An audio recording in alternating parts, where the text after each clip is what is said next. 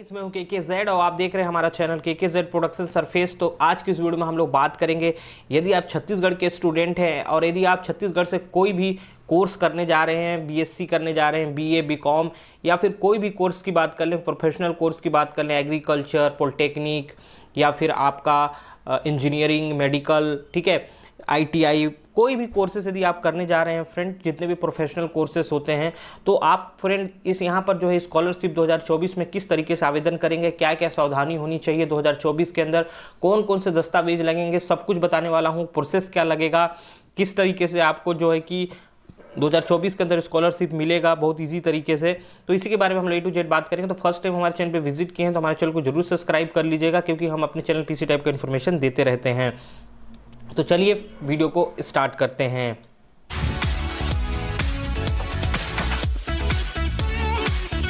सबसे पहले आपको क्या करना है, एक वेब ब्राउज़र लेना है और वेब ब्राउज़र के अंदर आपको यहाँ पर सर्च करना है, सीजी स्कॉलर करके सर्च करना पड़ेगा।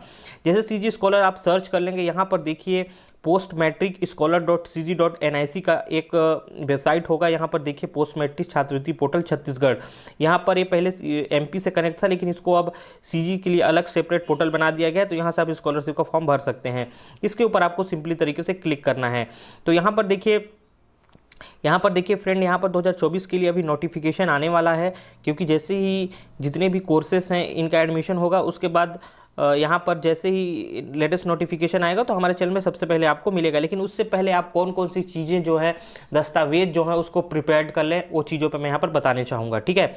सबसे पहले फ्रेंड याद रखिएगा, यदि आप फर्स्ट ईयर के अंदर यदि स्कॉलरशिप ले रहे हैं तो आपको कौन कौन से डॉक्यूमेंट लगेंगे। यदि आप सेकेंड टाइम स्कॉलरशिप ले रहे हैं, मीन्स कि यदि आप किसी सेकेंड ईयर में चले गए हैं, फर्स्ट ईयर में यदि आपने स्कॉलरशिप ले रखा हुआ, तो आपको बहुत सारे दस्तावेज की जरूरत नहीं पड़ती, क्योंकि ऑलरेडी आप वहाँ पर सबमिट किए होते हैं। यदि फर्स्ट टाइम यदि आप करने जा रहे हैं, जैसे 12वीं के बाद यदि कोई कोर्स कर रहे हैं, तो आपको क्या चीज की जरूरत पड़ेगी वो बताने वाला हूं मैं। सबसे पहले फ्रेंड यदि हम लोग बात कर लें कि आपको सबसे पहले जो यहां पर देख सकते हैं, सबसे पहले मैं आधार कार्ड से शुरू करूंगा, ठीक है, कि आधार कार्ड से शुरू करूंगा कि एक्चुअल में क्या क्या चीजें आपके पास होनी चाहिए। सबसे पहले फ्रेंड याद रखिएगा, सबसे पहले आपके पास आधार कार्ड होना चाहिए, इस चीज को याद रखिएगा। और आधार कार्ड के अंदर मोबाइल नंबर और ईमेल आईडी लिंक होना चाहिए। आज के डेट में आधार कार्ड में मोबाइल नंबर लिंक होना बहुत जरूरी है, आधार कार्ड के अंदर ईमेल आईडी लिंक होना बहुत जरूरी है।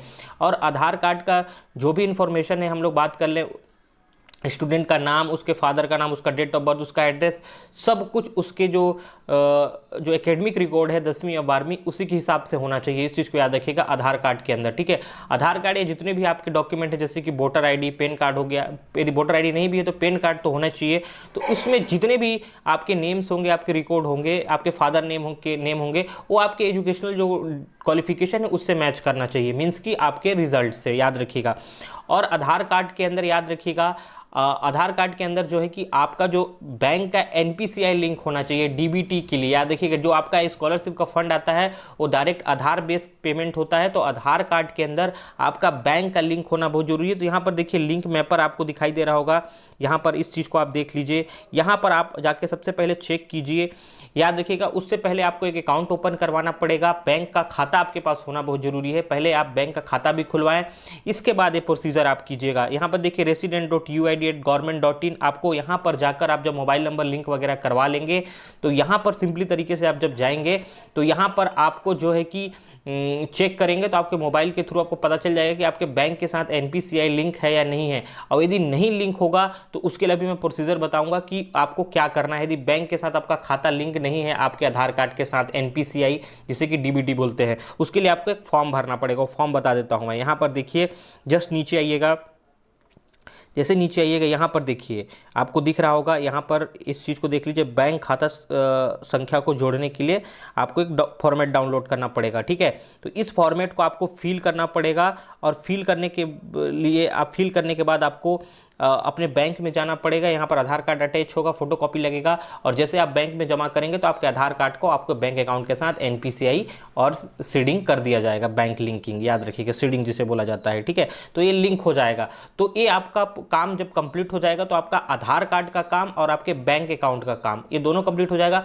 मतलब आपको मोटी मोटा आपको क्या बताया मैंने कि आप आधार कार्ड के साथ मोबाइल नंबर लिंक करवा लीजिए, अब एक बैंक अकाउंट ओपन करवा लीजिए, ठीक है। आपके पास पासबुक, बैंक अकाउंट होना चाहिए, और आपका जो बैंक अकाउंट का लिंक है वो आपके आधार कार्ड के साथ होना चाहिए, एनपीसीआई, यदि आपकी स्कॉलरशिप लेना है तो, ठीक है। और आप अपना माइनर वाला एक वोटर पैन कार्ड भी बनवा लीजिए, ठीक है। याद रखिएगा पैन कार्ड की भी जरूरत पड़ेगी, पासबुक होना चाहिए, आधार कार्ड होना चाहिए आपके पास।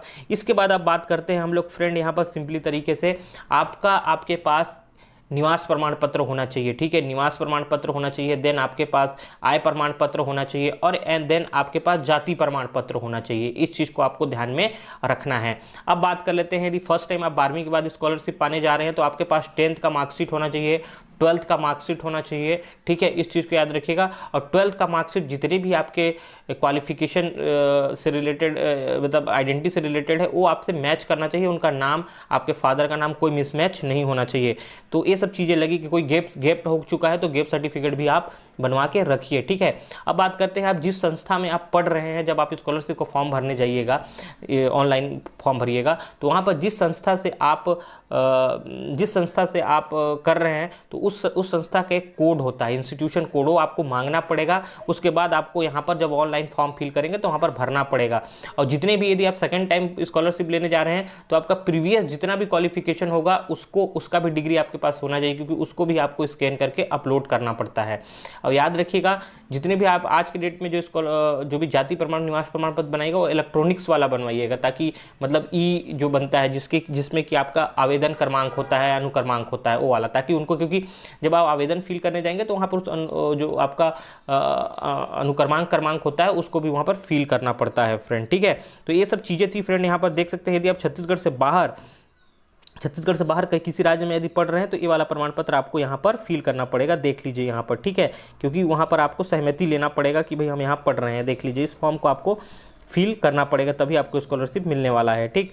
लॉगिन वगैरह अभी नहीं होगा क्योंकि लॉगिन अभी स्टार्ट नहीं हुआ है। देख सकते हैं आप अपना पंजीकरण करें पे यहाँ पर ऑप्शन नहीं आएगा अभी, क्योंकि देखिए रजिस्ट्रेशन डेट इज़ ओवर अभी नहीं है, अभी आने वाला है कुछ टाइम में, क्योंकि जस्ट अब एडमिशन्स होने वाले हैं। लॉगिन का भी ऑप्शन अभी नहीं आएगा क्योंकि कुछ काम नहीं हो सकता, क्योंकि प्रीवियस अपना आप देख सकते हैं लेकिन अभी नया रजिस्ट्रेशन आप नहीं कर सकते हैं। तो ये वाला सेक्शन बहुत इंपॉर्टेंट है, डीबीटी वाला जो अभी मैं बता रहा था आपको, इसको जरूर एक्टिवेट कराइए, अदरवाइज आपका फंड नहीं आएगा। जब तक एनपीसीआई डीबीटी के थ्रू फंड आता है, आधार नंबर पे फंड पैसा भेजा जाता है, तो आधार कार्ड में जैसे नंबर पे पैसा भेजा जाएगा वैसे आधार कार्ड के थ्रू फैच होगा और चेक किया जाएगा कि ये कौन से बैंक के साथ एनपीसीआई इसका लिंक है, तभी आपके खाता में डायरेक्ट ही वो ट्रांसफर होगा, ठीक है। तो ये सब चीज़ें सूचना थी फ्रेंड। यदि आपको चाहे किसी भी कास्ट के होंगे, आप SC ST OBC सभी को फंड मिलेगा, तो ये सब चीज़ें आप एकदम डिटेल में रख लें और ये सब चीज़ें आप प्रिपेयर कर लें, क्योंकि बहुत ज़रूरी है। तो फ्रेंड इसके रिगार्डिंग कोई भी डाउट है तो हमारे चैनल को सब्सक्राइब कर लीजिएगा और साथ ही साथ बेल आइकन को जरूर प्रेस करें।